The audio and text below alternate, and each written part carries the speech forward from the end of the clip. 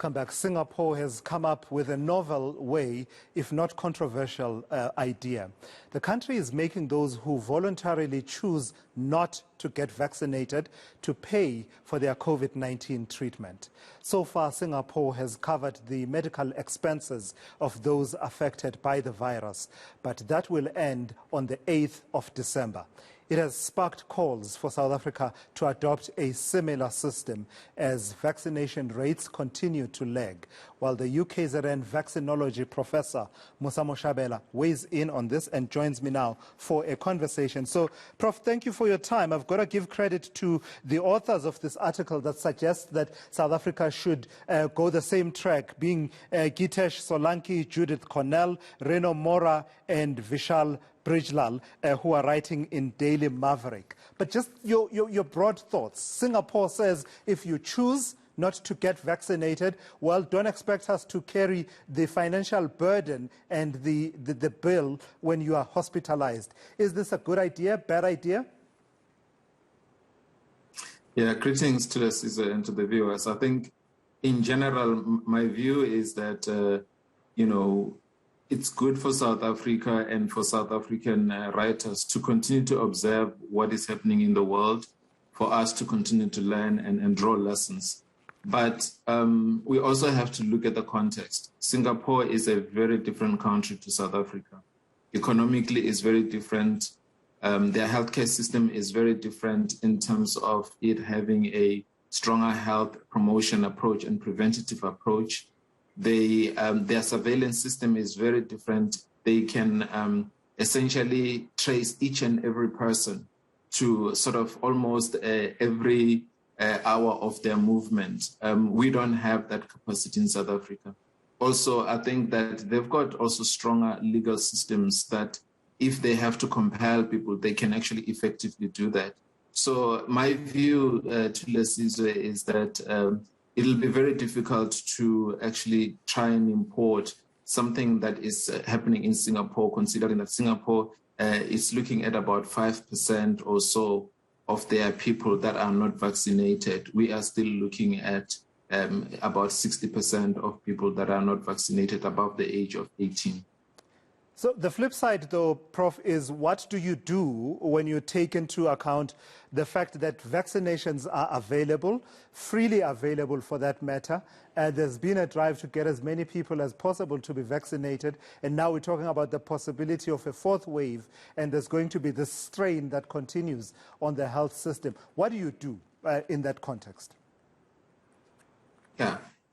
I think that's the main question. I think that you will notice that South Africa has not really taken a clear policy nationally on mandatory vaccination.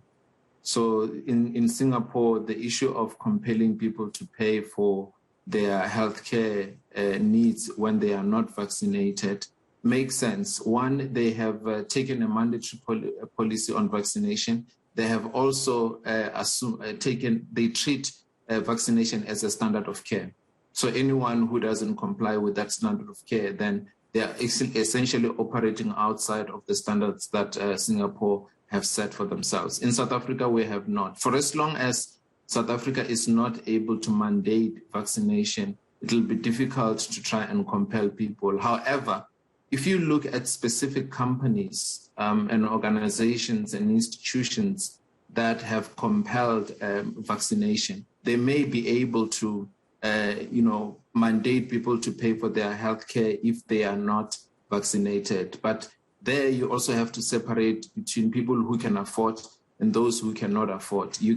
Given our context, our economic situation, it becomes difficult to insist that people must pay for their own tests, they must pay for their own healthcare, ICU, and so forth, if they cannot really afford. So we have to take those things into account.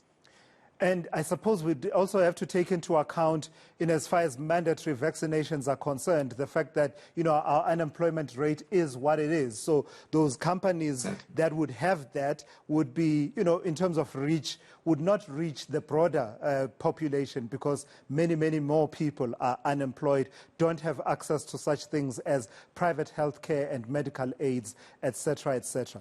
But within this context, Prof. Moshabela, what's your sense in terms of where we are in the race between vaccine and virus.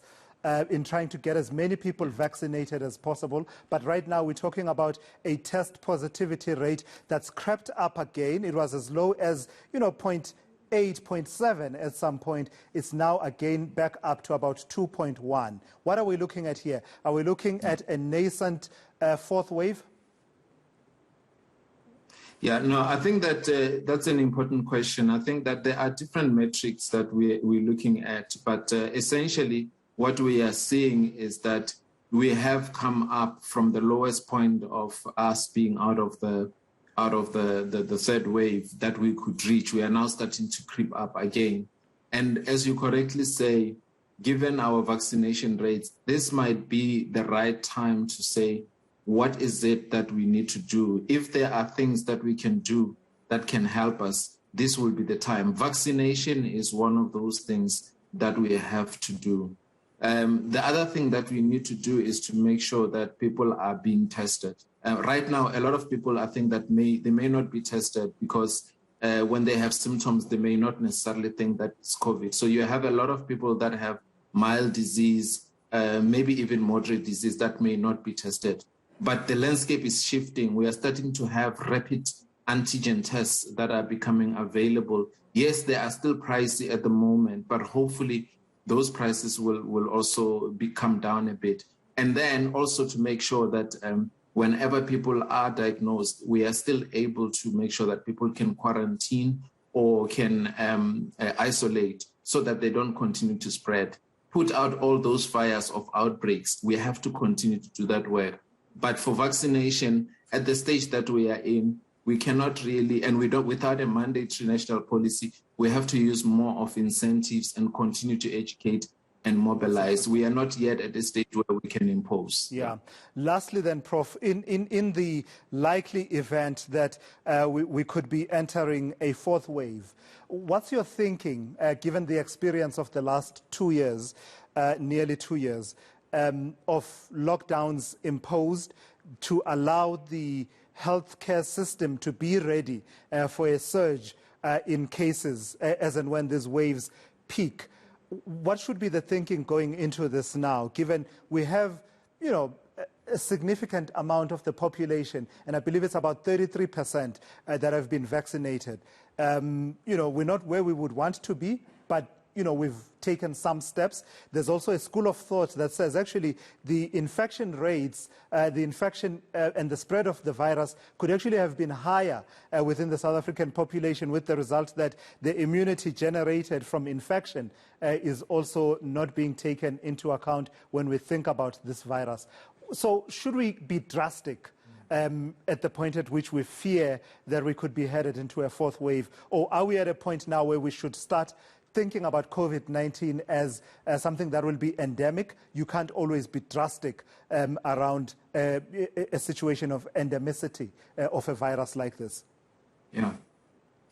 Yeah, no, these are important questions. I think that we are, in my view, we are somewhere midway. We are not in a place where we've got high vaccination rates, which would essentially help us to cope better with the surge of infections. And we are also not where we were in May, where we didn't have much vaccination. We are somewhere midpoint. And for that reason, I really think that we have to go with a combination of approaches. All projections so far suggest that in terms of the potential fourth wave, we may not see as much hospitalization as we saw in the third wave. And for that reason, unless if we have a new variant that can escape immunity and therefore can get around the vaccines a bit, but without that new variant, we are likely going to have a less severe wave, and we need to use combination of vaccination, of, as I said, isolation and quarantine for people with infections, of continuing to use the masks and avoiding the crowded spaces when that infection happens. And then we might see a situation where, in terms of alert levels, we might go maybe only up to alert level 3 and not have to go beyond that, as we saw in the third wave. So that will be my hope, that we use a combination and we are somewhere in the middle space where we can balance the fatigue and the economic concerns as well as the health concerns. Makes sense, Prof. Thank you for your time there. I mean, for instance, Franschhoek, with over 80% of its population, the first town to achieve this, being vaccinated, I do agree with you that the approach would need to be slightly modified for